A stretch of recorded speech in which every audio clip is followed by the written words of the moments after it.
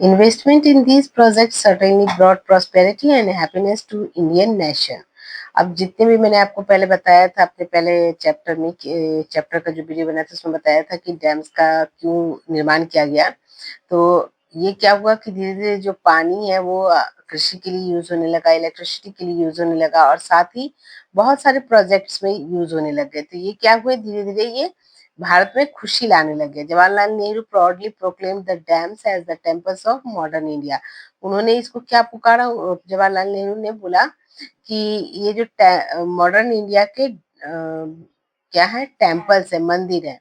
The reason being that it would integrate development of our agriculture and village economy with rapidly industrialization. अब क्या हुआ धीरे-धीरे जो uses होने लग गए पानी का, डैम्स का, एग्रीकल्चर में आपके इंडस्ट्रीज में, तो विलेज जो है वो क्या हुआ धीरे-धीरे कन्वर्ट होने लग गया, इकोनॉमी उसकी अच्छी होने लगी। Many dams have been set up near the large aluminum plants like Hoover Dam or Colorado River in the USA.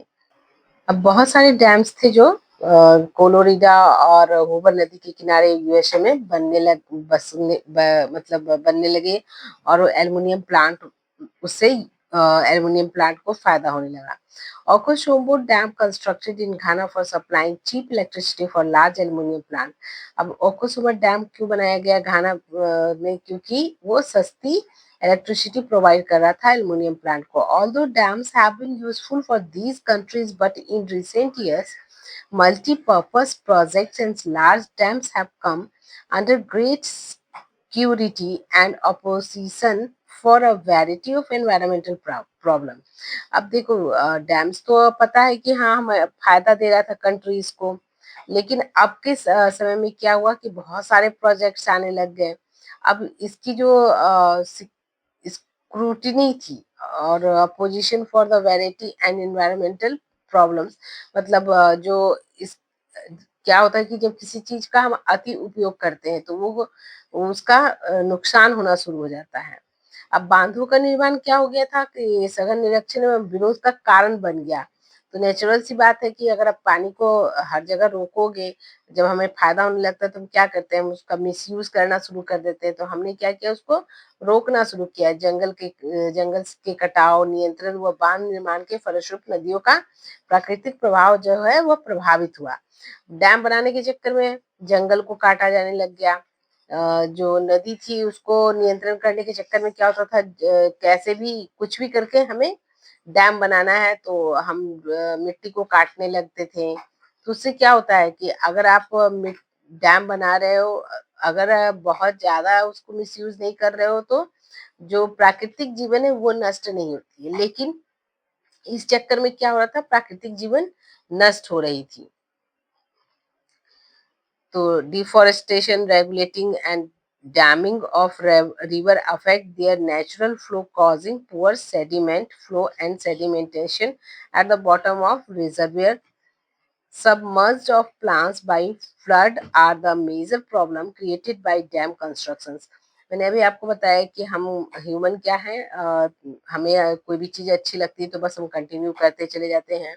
हम ये नहीं देखते कि उससे फायदे तो हैं तो नुकसान भी है।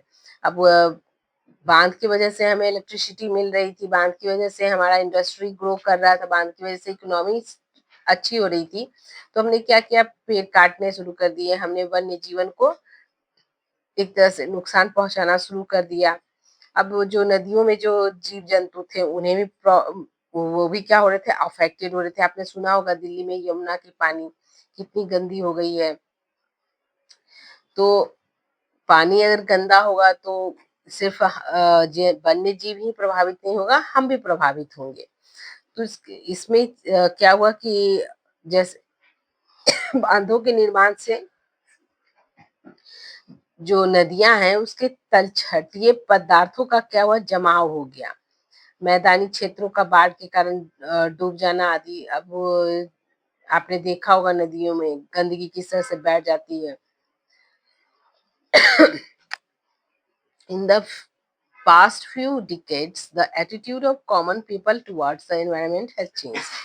अब कुछ जो शताब्दी से कहिए लोगों में मतलब दशकों से कहिए तो लोगों में ये एक अवेयरनेस जगा कि अगर हमारा जो प्रकृति है वो ही नहीं रहेगा तो हमारे लिए जीवन मुश्किल होगी। तो उन्होंने क्या किया, इसको बचाने के लिए एक आंदोलन का शुरुआत करना शुरू किया। मतलब लोगों में अवेयरनेस जगाने की कोशिश की। The Narmada Bachao Andolan was an environmental movement to save the natural landscape, biodiversity and wildlife habitats. अब इसी में कौन सा था नर्मदा बचाओ आंदोलन? ये क्यों हुआ? जस्ट बिकॉज ऑफ उनका कहना था कि जो प्रकृति के साथ हम जो खिलवाड़ कर रहे हैं, प्रकृति को जो हम नुकसान दे रहे हैं, तो उसके एवज में उन्होंने क्या किया, नर्मदा बचाओ आंदोलन रखा। और उनका यही मानना था कि हमारे जो वाइल्ड लाइफ है, जो जीव जंतु है, वो जो उनके रहने का घर है, वो सब क्या हो रहा है, प्रभावित हो रहा है। Tens of thousands of Adivasi, Dalit and middle class women participated in the movement. कम से कम इस आंदोलन में लगभग ऐसा माना जाता है कि 10,000 आदिवासी और दलित मध्यम वर्गीय स्त्रियां सक्रिय भाग ले रही थी। मतलब ये आंदोलन चल रहा था, उसमें वो पार्टिसिपेट कर रही थी। दे were against the Sardar Sarovar dam being built across the Narmada river in Gujarat. अब गुजरात